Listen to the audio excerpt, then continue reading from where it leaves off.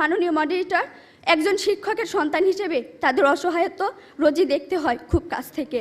মাননীয় মডারেটর, গত ঈদে আমি যখন একটি ভালো পোশাকের জন্য কান্নাকাটি করছিলাম, তখন বাবা আমার হাতে কাগজ কলম ধরিয়ে দিলেন, আমার দিকে ছুড়ে দিলেন একটি গাণিতিক প্রশ্ন।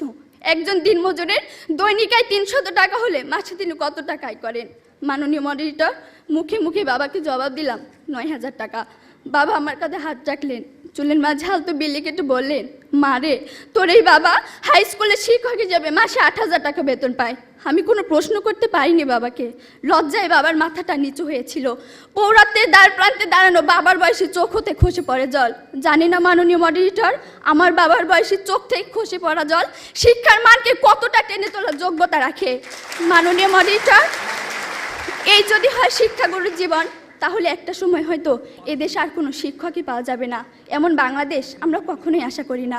মাননীয় মডারেটর, 30 লক্ষ লাশের একটি পাহাড় মারিয়ে আমরা বর্তমানে এসে দাঁড়িয়েছি।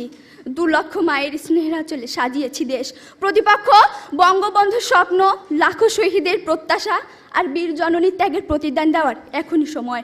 আর তার জন্য চাই শিক্ষাক্ষেত্রে অধিক বিনিয়োগের মাধ্যমে টেকসই উন্নয়ন নিশ্চিত করা। ধন্যবাদ মাননীয় মডারেটর, ধন্যবাদ সবাইকে।